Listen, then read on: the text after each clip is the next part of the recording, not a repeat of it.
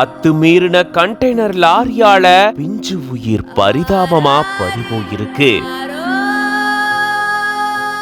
தடையிருந்தும் நகருக்குள்ள வந்த container lorry மோதின விபத்துல 7 வயது சிறுமி உயிரிழந்த சம்பவம் பெரும் சோகத்தையும் அதிர்ச்சியும் ஏற்படுத்தியிருக்கு.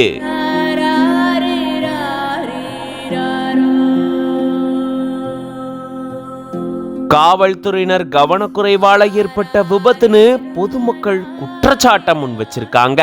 என்ன நடந்தது விரிவா இந்த வீடியோல பார்க்கலாம். சேலம் மாவட்டம் ஓமலூர் பக்கத்துல இருக்க பொட்டியபுரம் கட்டிக்காரனூர் பகுதியை சேர்ந்தவர் கார்த்திக். இவரு சென்னையில ஆட்டோ ஓட்டுநரா பணியாற்றிட்டு வராரு. இவருடைய மனைவி ராஜேஸ்வரி. இவங்க பொட்டியபுரம் ஊராட்சியில தூய்மை பணியாளரா பணியாற்றிட்டு வராங்க. இந்த தம்பதிக்கு 3 மகள்கள். தன்னுடைய மகள்கள் 3 பேரையும் பள்ளியில விடுறதுக்காக தாய் ராஜேஸ்வரி இருசக்கர வாகனத்துல காலையில அழைச்சிட்டு போனதா கூறப்படுது. மூத்த மகளை பள்ளியில இறக்கி விட்டுட்டு மீதம் இருக்கக்கூடிய தன்னுடைய 2 மகள்களையும் பள்ளியில விடுறதுக்காக ராஜேஸ்வரி போயிருந்திருக்காங்க. ஓமலூர் பேருந்து நிலையம் சிக்னல் வழியா இவங்க போயிட்டு இருக்கும் போதுதான் பின்னாடி அதிவேகத்துல வந்த கண்டெய்னர் லாரி இவங்களுடைய இருசக்கர வாகனத்து மேல மோதி விபத்து ஏற்படுத்தினதா கூறப்படுது. மேலும் கடைசி மகளான அனு சாலை விபத்துல பரிதாபமா உயிரிழந்துட்டாங்க. காலையில 7 மணிலிருந்து 12 மணி வரைக்கும், மாலை 4 மணிலிருந்து 10 மணி வரைக்கும் கனரக வாகனங்கள் நகருக்குள்ள வரக்கூடாது அப்படின்ற தடை இருந்த போதிலும் அந்த தடையை மீறி